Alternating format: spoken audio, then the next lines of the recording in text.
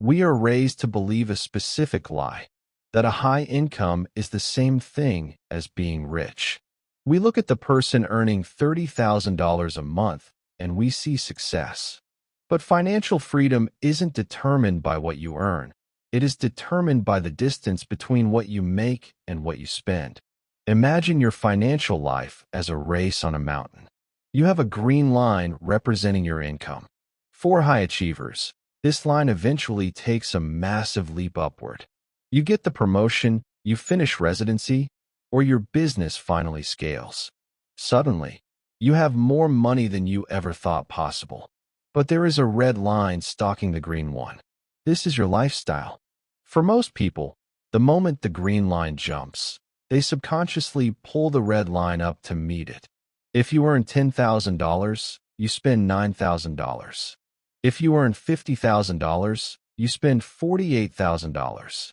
On a graph, these lines move in a perfect, deadly parallel. The space between those lines is your freedom gap. If those lines are touching, you aren't an owner. You are a high-level slave to your own bills. You could move millions of dollars through your bank account over 20 years, but if the gap is zero, your wealth is zero. You are effectively running on an invisible treadmill. The faster you earn, the faster you have to run just to stay in the same place. In this series, we are going to explore why smart people make dumb math mistakes. We'll look at the specific trap that catches doctors, engineers, and executives, and I will show you the exact blueprint to snap those lines apart so you can actually keep the money you trade your life for. Most people use the words income and wealth as if they are synonyms, but in reality, they are polar opposites. Income is the fuel, but wealth is the engine. If you have a massive amount of fuel but a broken engine, you aren't going anywhere. You are just creating a very expensive fire. Consider the cultural myth of the high-earning professional. We see the title, the senior VP, the specialist surgeon, the partner at the law firm, and we instinctively equate that title with a massive net worth. We see the luxury SUV in the reserved parking spot and assume they are set for life. But titles are just markers of how hard you work, not how much you own. The data is sobering. A significant percentage of high earners have a net worth of less than $1 million after 20 years of grueling work.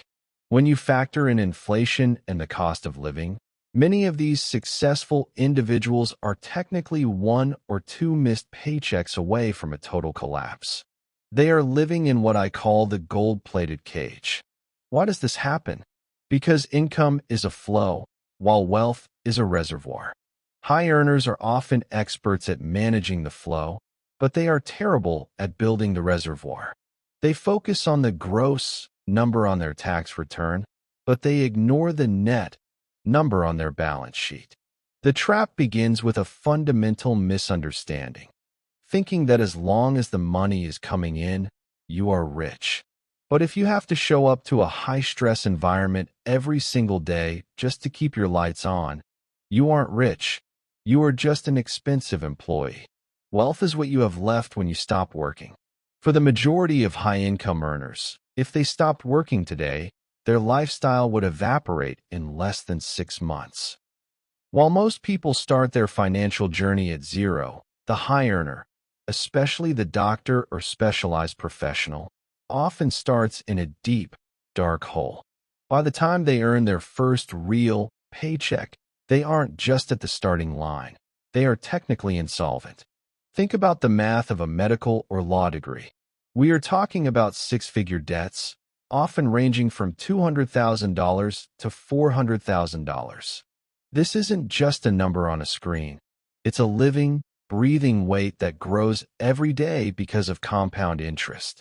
While their peers were entering the workforce at 22, buying modest homes, and starting their investment portfolios, the professional was stuck in a library, accumulating interest on loans while earning a resident salary that barely covers rent.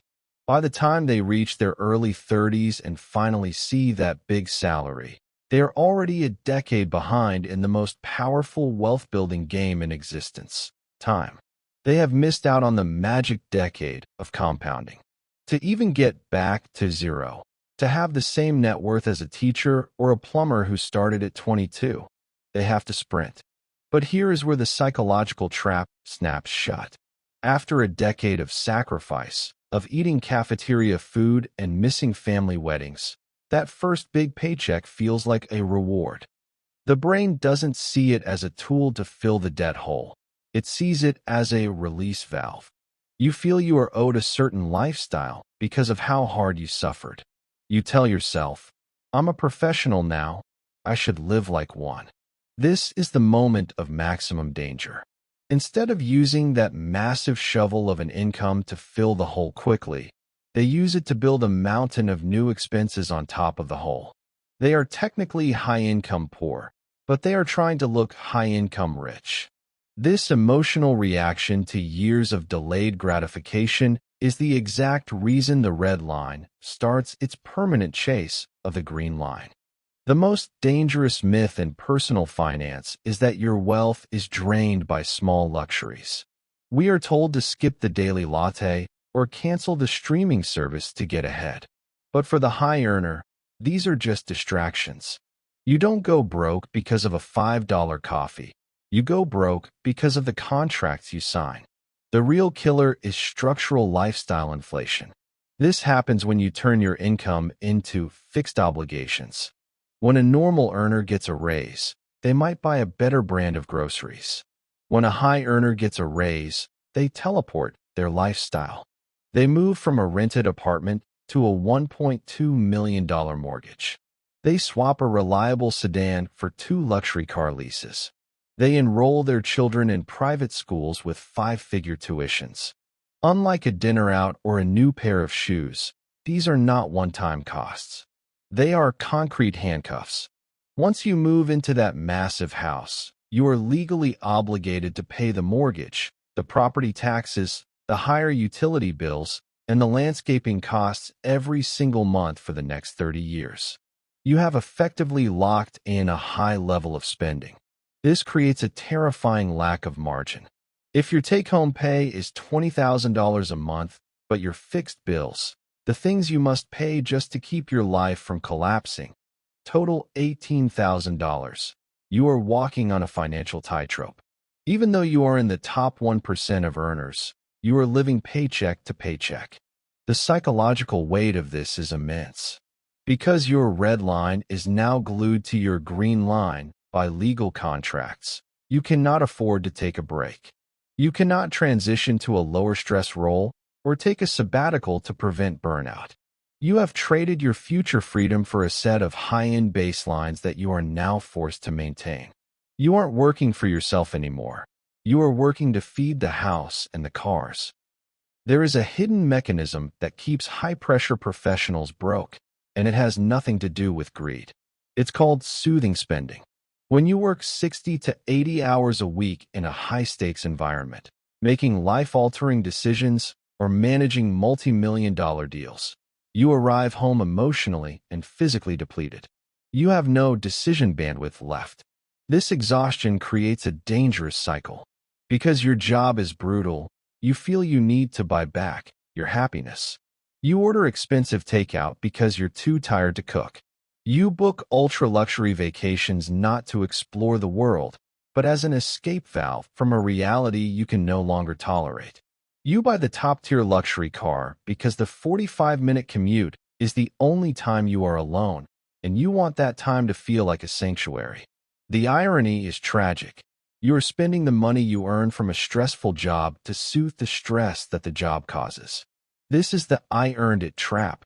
You tell yourself you deserve the granite countertops or the $500 dinner because of how hard you've worked. And you're right, you did earn it. But by spending that surplus on things that increase your monthly bills, you ensure that you have to keep working that exact same stressful job forever just to sustain the comforts. This is a closed loop. The more you spend to soothe your stress, the more locked in you become to the high-income requirement. You lose the ability to say no to a toxic boss or a grueling schedule because your lifestyle has become an overhead cost you can't afford to lower. Breaking this cycle requires a radical shift. You have to realize that the ultimate luxury isn't a nicer car. It's the ability to walk away from the stress entirely. If you want to break the cycle of lifestyle inflation, you need a system that overrides your emotions.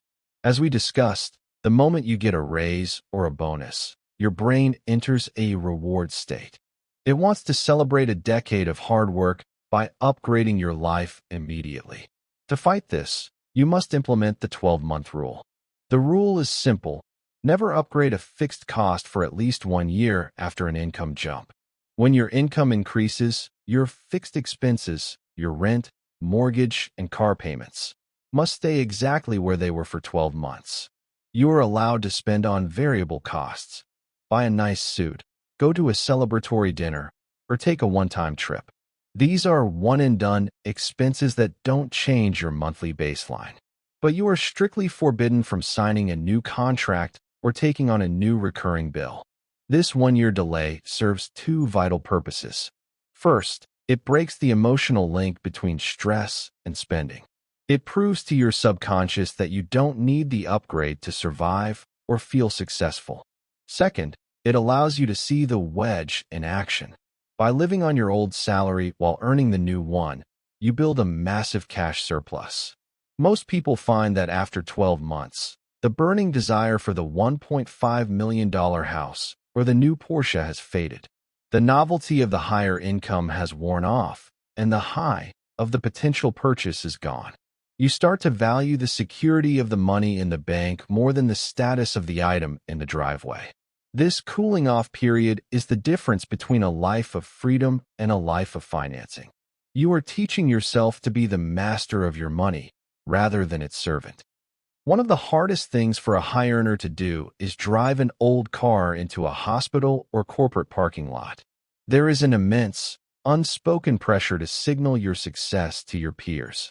We call this mimetic desire, the tendency to want what the people around us want. If your colleagues are all buying vacation homes and driving luxury SUVs, you begin to feel that your own modest lifestyle is a sign of failure.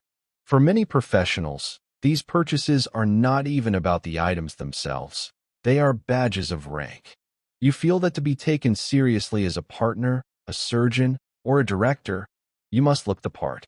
You are not just buying a car, you are buying social acceptance. But this signaling is incredibly expensive. It turns your hard-earned income into a public performance rather than a private asset. You are effectively spending your freedom to manage other people's perceptions of you. This is where the status game becomes a trap. Most of those colleagues flashing expensive toys are actually living under immense financial stress. They are financing their status. By copying them, you are simply copying their anxiety. You are competing in a race where the only prize is golden handcuffs. To win, you have to be willing to be the eccentric one. You have to be okay with people wondering if you're struggling because you drive a 10-year-old Toyota. Real wealth is quiet. It's the money that nobody sees. When you opt out of the status game, you gain a superpower, the ability to live your life according to your own values, not the expectations of your zip code. It takes a strong internal compass to ignore the keep up with the Joneses mentality, but the reward is a level of peace that a Porsche can never provide. You aren't impoverished by having an old car. You are enriched by the freedom that comes from not needing to impress anyone.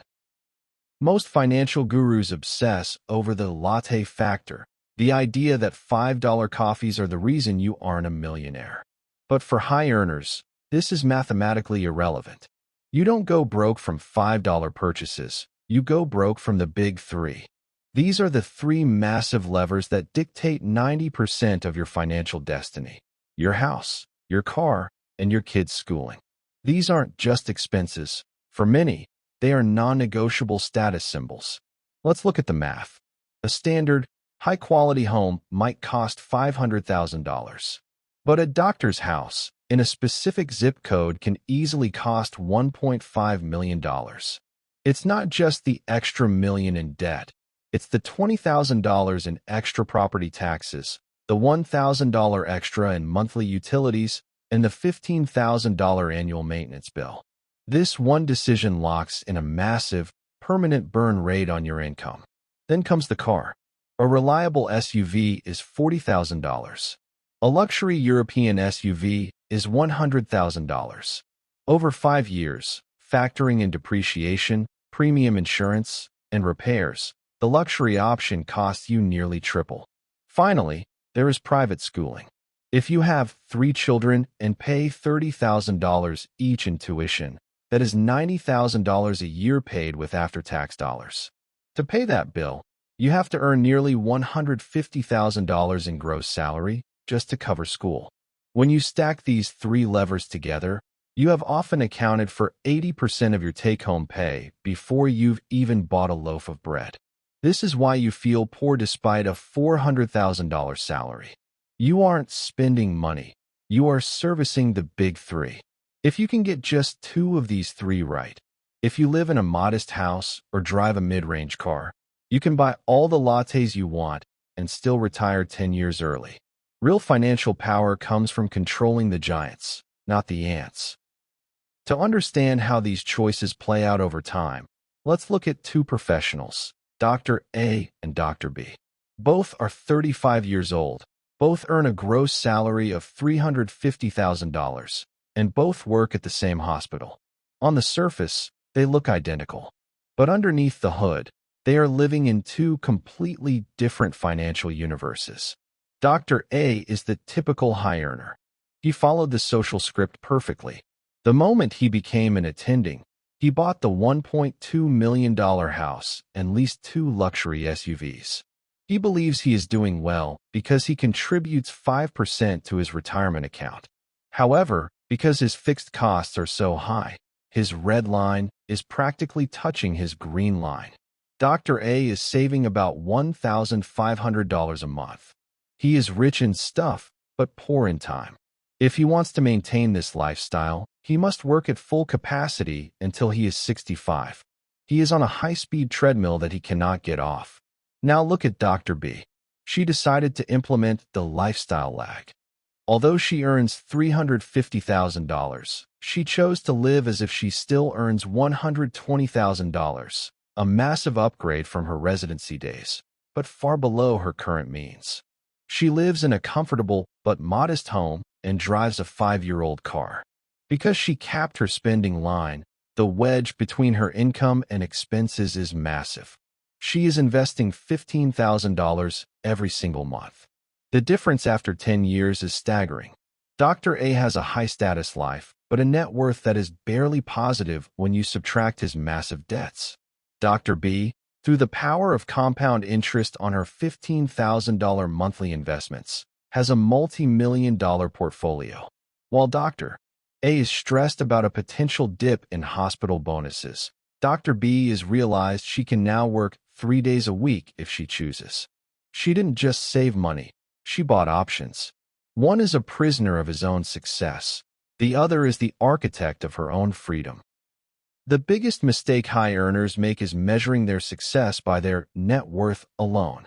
While having a high net worth is great, it's a vanity metric if it's tied up in a house you can't sell or cars that are losing value. To truly escape the trap, you need to focus on a different metric, the crossover point.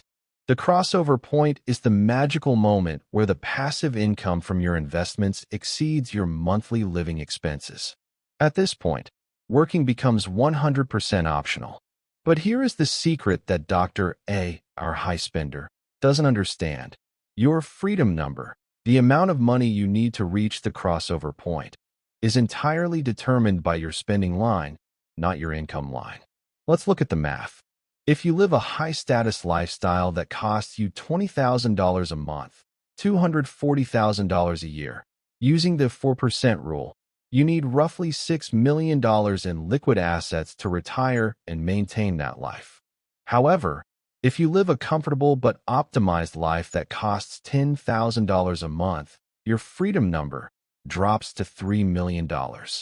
By keeping her red line lower, Dr. B didn't just save more money.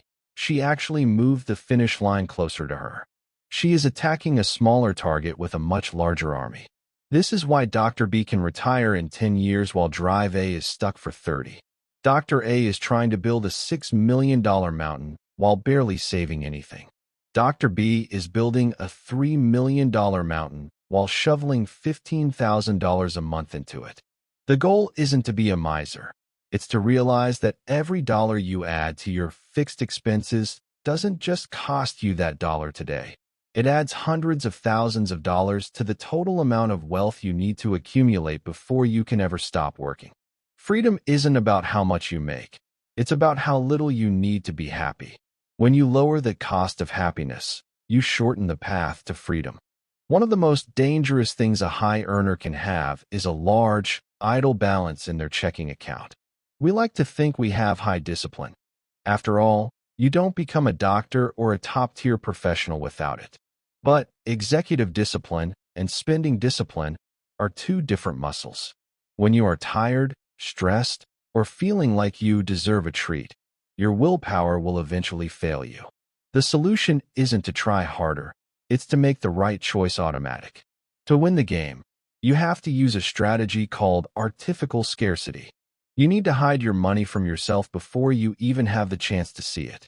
This is how Dr. B maintains her lifestyle lag without feeling like she is constantly sacrificing. The system is simple. You set up a wealth funnel. The moment your paycheck or business revenue hits your account, a predetermined percentage, ideally 30% to 50%, is automatically swept out into separate accounts. This money goes directly to your debt payments, your index funds, and your tax-advantaged accounts. It never even touches your lifestyle account. By the time you sit down to look at your spending account, the money is already gone. You are forced to run your life on the remaining balance. This creates a psychological shift. Because the balance looks smaller, you naturally become more mindful of your purchases. You are fighting lifestyle creep with structural barriers rather than mental effort. If you wait until the end of the month to save what is left, you will find that there is never anything left. Parkinson's law states that work expands to fill the time available, and the same is true for money. Expenses expand to fill the income available. Automation is the only way to break that law. You aren't saving money. You are paying your future self first and letting the present version of you live on the rest. Breaking the trap doesn't mean you have to live a life of deprivation. In fact, the goal of the wedge strategy is to ensure you spend your money on things that actually generate happiness rather than just buying status stress. This is the shift from imitation spending to values-based spending. Most high earners spend money because of social friction. They buy the luxury watch because their peers wear them, or they buy the massive house because it's the adult thing to do. This is external spending. Values-based spending is internal. It's about asking, does this purchase actually improve the quality of my daily life?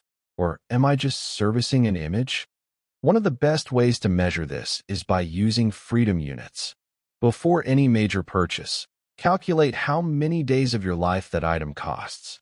If you earn $1,000 a day after taxes, and you want a $20,000 kitchen upgrade that you don't really need, ask yourself, is this countertop worth 20 days of my life at the office?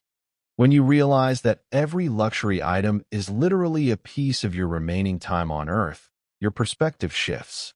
You might find that you don't care about a fancy car, but you deeply value high-quality food or a personal assistant who handles your chores.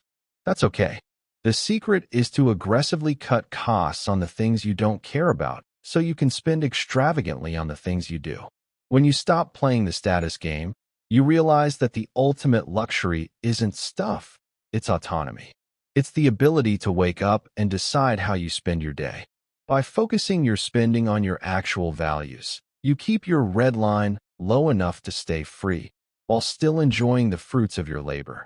You are no longer buying things to look rich. You are buying things that make your life rich. There is a specific reason why high earners, especially doctors and engineers, are the primary targets for predatory financial experts.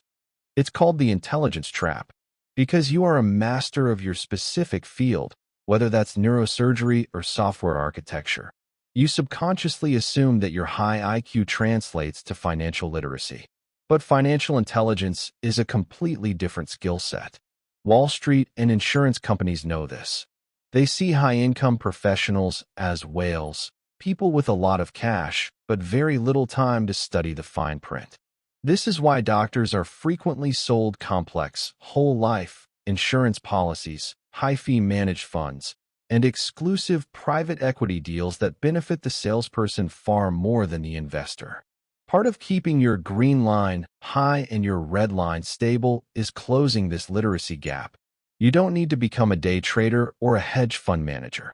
You just need to master the basics, understanding the power of low-cost index funds, the tax advantages of various retirement accounts, and the critical difference between a fiduciary, someone legally obligated to act in your interest, and a salesperson, someone earning a commission on what they sell you. Spending just 10 hours reading 3 foundational books on personal finance will likely provide a higher hourly rate than your actual job ever will. It protects the millions of dollars you will earn over your career from being chipped away by hidden fees and bad advice. The goal of the trap is to keep you busy so you don't notice the leaks in your reservoir.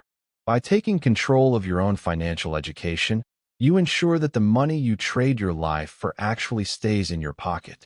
We have reached the final stage of the mountain climb. We have seen the trap, the parallel lines of income and spending that keep even the most successful professionals living on a knife's edge. But we have also seen the solution. The path to true wealth isn't paved with more work. It is built in the white space between what you make and what you keep. The ultimate goal of this journey isn't to die with the largest pile of gold. The goal is to reach the crossover point as quickly as possible. This is the moment your assets provide enough income to cover your life. When you reach this point, your relationship with your work changes forever. You no longer work because you have to cover a $10,000 mortgage or a luxury car lease. You work because you want to. You can choose the projects that fulfill you, take the cases that interest you, or spend your Tuesdays in a park with your family. Reaching this stage requires a final, fundamental shift in identity. You have to stop identifying as a consumer and start identifying as an owner. A consumer looks at a high salary and asks, "What can I buy?" An owner looks at that same salary and asks, "What can I own that will buy me my time back?" This shift is what separates the high-income poor from the self-sovereign wealthy. If you are a high earner, or if you are on the path to becoming one, the choice is yours. You can follow the social script, inflate your lifestyle, and stay on the treadmill until you're 65. Or you can cap your spending, widen the wedge, and buy your freedom in a fraction of the time. Start today. Audit your big 3. Automate your investments. And remember, the most expensive thing you can ever buy is a lifestyle that forces you to trade your entire life just to maintain it. Don't build a gold-plated cage. Build a fortress of freedom. Imagine waking up, checking your bank account, and seeing a balance of exactly $0. Not because you're lazy, not because you're incapable, but because the system was designed to keep you there. It's a cold, sinking feeling that millions of Americans and Brits feel every single morning. The suffocating weight of being stuck at the starting line while the rest of the world laps you in a gold-plated Ferrari. But what if I told you that the zero isn't a cage? What if it's actually the most powerful weapon you own? Most people believe that making your first $1,000 requires a miracle, a massive inheritance, or a stroke of luck that hits like lightning. They are wrong. Dead wrong. In the next few minutes, I am going to tear down the wall between you and that first comma in your bank account. We aren't talking about get-rich-quick schemes or filing papers for a business you don't understand. We are talking about a psychological and tactical roadmap that shifts you from a consumer to a producer in less time than it takes to binge-watch a Netflix series. But there's a catch. Something most gurus won't tell you because it's too dark, too honest. There is a specific wealth trap buried in the middle of this journey, a moment where 99% of people fail and lose everything they've built. If you don't recognize it when it hits, you'll be back at zero before the month ends. I'll reveal exactly what that trap is and how to bypass it. But first, you need to understand why your current mindset is actually costing you thousands of dollars in hidden poverty taxes every single year. You think you're saving money by waiting, but you're actually burning it. The clock is ticking, and the gap between the haves and the have-nots is widening into a canyon. Are you ready to jump? Because once we start this sequence, there is no turning back to the comfort of being broke. It starts with a single, uncomfortable truth about the $0 mark that will change how you see every penny in your pocket right now. The $0 mark is a psychological battlefield. In the United States and the UK, we are conditioned to believe that money follows effort. Work harder, get more. But if that were true, the hardest working people in our society would be the wealthiest. They aren't. The truth is that money doesn't follow effort. It follows value and leverage. When you have $0, your leverage is your time, but your value is often perceived as low. This is the poverty paradox. You need money to make money, but you can't get money without already having some. It feels like a rigged game because, in many ways, it is. Think about the last time you felt the sting of a bank fee or a late payment. That's the system charging you for the crime of being broke. It's expensive to be poor. But here is the secret. To get to $1,000, you have to stop playing their game and start building your own. Most people start by looking for a job or a side hustle that pays by the hour. That is your first mistake. To go from 0 to 1,000, you cannot trade your hours for a fixed rate determined by someone else. You have to identify asymmetric opportunities, scenarios where a small amount of input can lead to a massive, disproportionate output. We aren't looking for a steady climb. We are looking for a vertical jump. Before we even talk about the specific methods, you have to purge the employee's virus from your brain. This virus tells you to wait for instructions. It tells you to be grateful for a paycheck. We are going to replace that with the architect's protocol.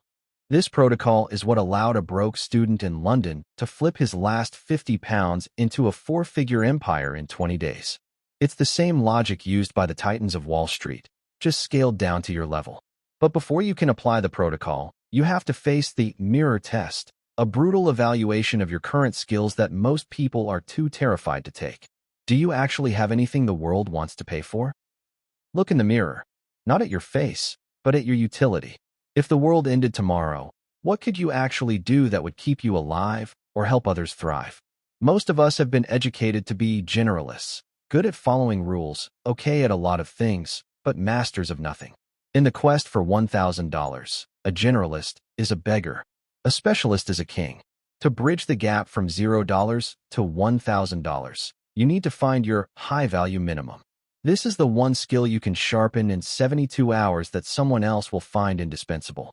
It's not about being the best in the world. It's about being the most available solution to a specific, painful problem. Think about the businesses in your local area in New York or London. They are drowning in inefficiency. They are losing customers because they can't manage social media, they can't write a compelling email, or they can't figure out basic automation. They have the money. You have the time. The bridge is the skill. But here is where the suspense builds. You don't even need to be an expert in these skills yet. You just need to be one step ahead of the person paying you. This is the arbitrage of knowledge. You are going to find a problem that keeps a business owner awake at night, and you are going to offer the cure. But wait, how do you get them to trust you when you have a $0 track record? This is where most people quit. They send one email, get ignored, and crawl back to their comfort zone. We are going to use a technique called the Trojan horse entry. It's a way to get your foot in the door that makes it mathematically impossible for them to say no. It involves a specific type of free work that isn't actually free. It's a debt they don't know they've signed yet. And when that debt comes due, your bank account will finally see its first three-digit deposit. But before that, we have to talk about the ghost phase, the period where you will feel like you're screaming into a void. Welcome to the ghost phase. This is the period between $0 and $100. It is the hardest, most grueling part of the entire roadmap. Why? Because this is where your ego goes to die. In the ghost phase, you will reach out to dozens of prospects. You will offer your Trojan horse, and you will be met with silence. It feels like the universe is conspiring to keep you broke. But this silence is actually a filter. It's the universe's way of asking, How badly do you want that $1,000? Most people think the roadmap to $1,000 is a straight line. It's not. It's a jagged heartbeat. In the ghost phase, you aren't just looking for money. You are collecting data. Every no is a data point. Every ignored message is a lesson in formatting, timing, and value proposition. If you're in the US or the UK, you're competing with a global market, but you have one massive advantage: cultural fluency. You understand the nuances of the local market better than someone halfway across the world. You know the pain points of a coffee shop owner in Manchester or a real estate agent in Miami. You speak their language. The ghost phase ends the moment you realize that no isn't a rejection of you. It's a rejection of your current offer. So we pivot. We refine the Trojan horse. Instead of asking for a job, you provide a lead bullet, a tiny, finished piece of work that proves your value instantly. For example, don't ask a YouTuber if they need an editor. Send them a 60-second re-edit of their worst-performing video. Don't ask a business if they need SEO. Send them a list of 5 keywords their competitors are outranking them on. This is the moment the ghost phase breaks. When you provide immediate, undeniable value, the silence turns into a conversation. And a conversation is the precursor to a transaction. But be warned, the first $100 you earn will be the most dangerous money you ever touch. Do you know why? Because it carries the dopamine trap that could stall your progress forever. You did it. You landed your first client. You delivered the work, and $100 hits your account. The rush is incredible. For the first time, you've proven that you can manifest money out of thin air using nothing but your brain and a laptop. This is the dopamine trap. Your brain wants to celebrate. It wants to go out, buy a nice dinner, or get that pair of shoes you've been eyeing. If you do that, you are finished. You have just traded your momentum for a temporary chemical spike. In the roadmap to $1,000, that first $100 is not spending money. It is fuel money. It's the capital you use to automate the very process that got you the $100 in the first place. This is where the shift from hustler to operator begins. If you spend that money on consumption, you have to start the ghost phase all over again. But if you reinvest it into a better tool, a targeted ad, or even outsourcing a small portion of your task, you start the engine of compounding. Think about it. $100 is 10% of your goal. You are 10% of the way to freedom. But the distance between $100 and $1,000 isn't 10 times harder than the distance between $0 and $100. It's actually easier, provided you don't succumb to this small win stagnation. This is where many people in the UK and US get stuck in the gig economy loop, making just enough to survive, but never enough to thrive. They become comfortable in their struggle. We are not here for comfort. We are here for a total financial overhaul. To get to the next level, we need to introduce the multiplication effect. This is where we stop looking for one-off clients and start looking for retainer relationships. A retainer is the holy grail of the $1,000 goal.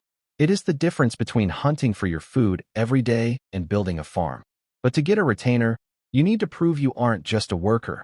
You are a partner in their success. To reach $1,000, you need to stop thinking about tasks and start thinking about systems. A task is, I will write one blog post for $50. A system is, I will manage your entire content strategy for $500 a month. See the difference? One is a dead end. The other is a recurring revenue stream. If you can land just 2 retainer clients at $500 each, you've hit your $1,000 goal. It sounds simple, but the execution requires a radical shift in how you present yourself. You are no longer looking for work. You are offering a growth partnership. This is the psychological trigger that separates the amateurs from the pros. In the high-stakes markets of London and New York, business owners don't want to manage people. They want people to manage problems. If you can become the person who takes care of it, you become invaluable. But how do you find these people? You go where the money is already flowing. You look for businesses that are already spending money on advertising but are doing it poorly. Their ad spend is a signal that they have a budget. Your job is to make that budget work harder for them. This is the efficiency play. By positioning yourself as a way to save them money or increase their ROI, your fee becomes an investment rather than an expense. But here's the dramatic twist. As you start to scale toward that $500 or $1,000 mark, you will encounter the competence crisis. You will realize that you've promised more than you currently know how to do. Your heart will race, your palms will sweat, and you'll feel like an imposter. This is the moment where most people's nerves fail them. They retreat to the $100 level because it's safe. But safety is the enemy of the $1,000 roadmap. You have to learn to build the plane while it's in the air. This is the secret skill of every self-made millionaire you've ever admired. The competence crisis is a terrifying place. You've just signed a client who expects results, and suddenly, you're staring at a blank screen, wondering if you're a fraud. This is the emotional chasm of death in the roadmap. If you let the fear win, you'll ghost the client, ruin your reputation, and end up back at zero. But if you lean into the fear, you realize that everything you don't know is just a Google search or a YouTube tutorial away. The most successful people in the United States and the United Kingdom aren't the ones who knew everything from the start. They are the ones who were the best at learning on the fly. This is just-in-time learning. You don't study for years. You study for the next hour to solve the problem in front of you. This pressure is actually your greatest teacher. It forces a level of focus that you can't achieve when you're just practicing. When there is $500 on the line, your brain operates at 200% capacity. You are forced to innovate. You find shortcuts. You discover tools that automate the boring stuff. And suddenly, the task that used to take you 5 hours now takes you 1. This is how you create leverage. You are now earning more per hour than most corporate lawyers, and you're doing it from your bedroom. But as you climb toward that $1,000 peak, a new threat emerges from the shadows. It's not a lack of skill or a lack of clients. It's something much more insidious. It's the social anchor. The people around you, your friends, your family, your peers, will start to notice your shift. They will see you working while they're partying. They will see you focused while they're distracted. And they will try, consciously or unconsciously, to pull you back down to their level. Why are you working so hard? They'll ask. It's just $1,000. It's not life-changing. They are wrong. It is life-changing because of what it represents. The social anchor is a biological mechanism. Humans are pack animals, and when one member of the pack tries to leave the cave, the others get nervous. In the UK and the US, there's a specific kind of tall poppy syndrome or crab mentality where people want you to do well, but never better than them. When you're at $0, you're safe. You're relatable. You can complain about the economy together. But as you move toward $1,000, you are no longer a victim of the economy. You are a master of it. This creates a friction that can be more painful than the work itself. You might lose friends. You might face ridicule. This is the emotional tax of success. You have to decide right now. Is the approval of people who are also stuck at zero worth more than your financial freedom? This is where the roadmap gets lonely. You are in the middle desert. You've left the oasis of $0, but you haven't yet reached the city of $1,000. It's just you, your laptop, and your ambition. But here is the good news. The middle desert is where your character is forged. It's where you develop the financial stoicism needed to handle much larger sums of money later. If you can't handle the social pressure of making $1,000, you will never handle the pressure of making $100,000. To push through, you need to find a new tribe. You need to surround yourself, even if it's just virtually, with people who see $1,000 as a boring Tuesday. This is the environment hack. By changing who you listen to, you change what you believe is possible. And once you believe $1,000 is inevitable, it becomes a self-fulfilling prophecy. But wait, just as you're about to hit that final milestone, a massive, unexpected obstacle will appear. It's the tax and legal wall. And if you aren't prepared for it, it can lead to a world of pain that stretches far beyond your bank account. As you approach the $1,000 mark, the real world starts to take notice. In the US, it's the IRS. In the UK, it's HMRC. They don't care about your dreams. They care about their cut. Many people hit $1,000 and think they have $1,000. They don't. This is the gross versus net delusion. If you don't account for taxes, insurance, and expenses, your $1,000 is actually closer to $600. This realization can be crushing. It feels like you're running a race where the finish line keeps moving further away. But this is actually your first lesson in professionalism. To truly move from $0 to $1,000, you have to stop acting like a hobbyist and start acting like a business. This means setting aside a percentage of every dollar for the government. It means keeping track of your receipts. It means understanding the legal framework of your country. It sounds boring, but this is the shield that protects your wealth. Without it, you're just building a sandcastle that the first wave of legal trouble will wash away. Most people ignore this until it's too late. They hit $1,000, spend it all, and then get a bill 6 months later that they can't pay. Don't be that person. Treat your first $1,000 with the respect of a $1 million corporation. This corporate mindset actually makes you more attractive to higher-paying clients. They can sense the difference between someone who is trying to make some cash and someone who is building an enterprise. When you speak the language of taxes, contracts, and deliverables, you move into a different tier of the market. You are no longer competing with the kids on Fiverr. You are competing with established agencies. But there is a final, psychological hurdle you must clear before the $1,000 is truly yours. It's the fear of the next step. Because once you hit $1,000, you realize you have no more excuses not to hit $10,000. Success is a terrifying mirror. When you finally hit that $1,000 mark, the excuse of the system is rigged or I don't have the resources evaporates. You have proven that you can do it. And that realization brings a heavy burden. The responsibility of growth. This is the success ceiling.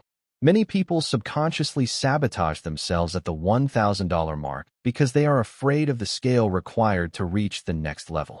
$1,000 can be done with brute force and late nights. $10,000 requires leadership, delegation, and a level of exposure that can feel overwhelming. You are now at a crossroads. Do you stay at the $1,000 level, comfortable but stagnant, or do you burn the boats and aim for the horizon? This is the point in the roadmap where we discuss the velocity of money. Money that sits still dies. Money that moves grows. To ensure your $1,000 isn't a fluke, you have to reinvest it into growth engines.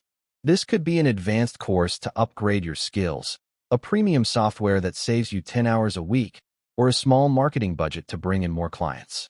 The goal is to make the second $1,000 easier than the first. In the United States and the UK, we are surrounded by stories of overnight successes, but those are myths. What you're seeing is the result of someone who hit their first $1,000 and didn't stop to take a victory lap. They used that $1,000 as a stepping stone. But be careful. There is a monster lurking in the shadows of your success. It's called lifestyle creep. It's the tendency to increase your spending as soon as your income rises. If you let lifestyle creep into your house, your $1,000 will vanish before you can even count it. It will feel like you're still at zero, even though you're making more money than ever. Lifestyle creep is the silent killer of wealth. You've worked so hard. You've hit your $1,000, and suddenly that slightly better apartment or that new tech gadget seems affordable. In New York or London, where the cost of living is a constant pressure, the temptation to upgrade is nearly irresistible. But here is the brutal truth. If you increase your expenses alongside your income, you are still a slave. You've just upgraded the quality of your cage. The roadmap from $0 to $1,000 is only successful if you maintain the frugality of the zero. You have to keep living like you have nothing, even when you have something. This creates a wealth buffer, a stack of cash that gives you the most valuable commodity on earth, the power to say no. When you have a $1,000 buffer, you don't have to take that toxic client. You don't have to stay in that soul-crushing job. You have oxygen. Most people spend their lives gasping for financial air, moving from one paycheck to the next. By avoiding lifestyle creep, you are building your own oxygen tank. This is where the roadmap shifts from how to make money to how to keep money. It's a game of defense. And in this game, your greatest enemy is your own desire to show off. In the age of Instagram and TikTok, the pressure to look rich is higher than the pressure to actually be rich. But remember, the person driving the flashy car on a lease is often closer to bankruptcy than the person riding the bus with $1,000 in their pocket. We are building real, foundational wealth, not a facade. But as you master the defense, you must also prepare for the final boss of the $1,000 journey, the scaling paradox. This is the moment where you realize that what got you to $1,000 will absolutely not get you to $10,000. The scaling paradox is a harsh reality check. To get to $1,000, you did everything yourself. You were the salesperson, the worker, the accountant, and the customer support. You were a solopreneur. But here's the problem. You only have 24 hours in a day. You have reached maximum individual capacity. To go beyond $1,000, you have to stop doing and start leading. This is where the roadmap becomes truly dramatic. It requires you to trust other people with your vision. It requires you to spend money to buy back your time. This feels counterintuitive. You just worked so hard to get that $1,000, and now I'm telling you to give some of it away to a freelancer or an assistant. Yes, exactly. Because if you don't, you will hit a plateau that will eventually turn into burnout. In the competitive markets of the US and UK, the hustle culture celebrates the grind, but the wealth culture celebrates the system. You need to build a machine where $1 goes in and $2 comes out, without you having to turn every crank yourself. This is the transition from earned income to business income. It's the most difficult psychological shift you will ever make. It requires letting go of perfectionism. It requires accepting that someone else might only do the job 80% as well as you, and being okay with that because it frees up 100% of your time. This is how the $1,000 roadmap scales into the stratosphere. But before you can build that machine, you need to ensure your foundation is anti-fragile. One bad month, one lost client, or one market shift shouldn't be able to wipe you out. You need to diversify your income streams before you even think about the next milestone. If all your $1,000 comes from one place, you aren't a business owner. You're an employee with a very risky job. To be anti-fragile means to thrive in chaos. As you hit your $1,000 goal, you must look at your income and ask, what happens if this disappears tomorrow? If the answer is, I go back to zero, then your roadmap is incomplete. You need to build redundancy. This means having multiple clients, multiple services, or multiple platforms. In the US and UK, the economy is a roller coaster. Industries that are booming today can be dead tomorrow. Your $1,000 roadmap must include a pivot plan. This isn't about being a jack of all trades. It's about having a core skill that can be applied to different niches. If you're a writer, don't just write for real estate.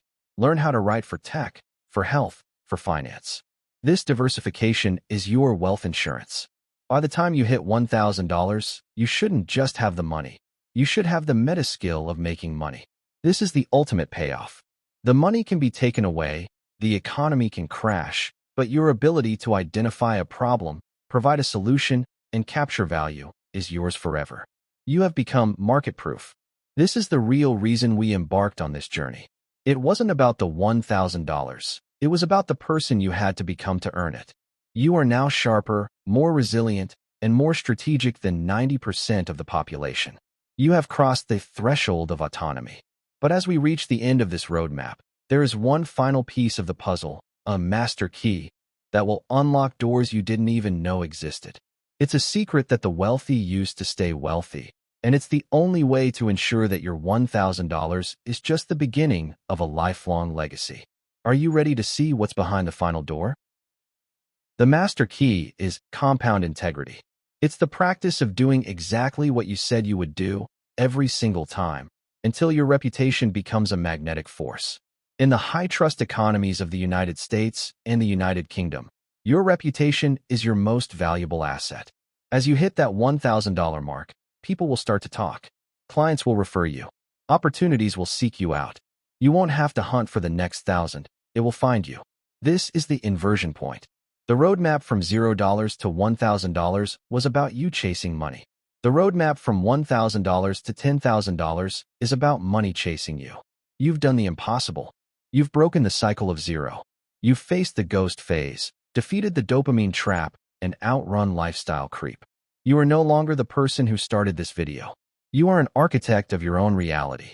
But remember, the roadmap never truly ends. It just changes scale. The principles remain the same. Find value, create leverage, and maintain discipline. You now have the blueprint. The only question left is, what are you going to do with it today? Not tomorrow. Not next week. Today. Because the distance between $0 and $1,000 is exactly one decision away. If you've made it this far, you are already ahead of the pack. You have the hunger and the information. Now, you just need the action.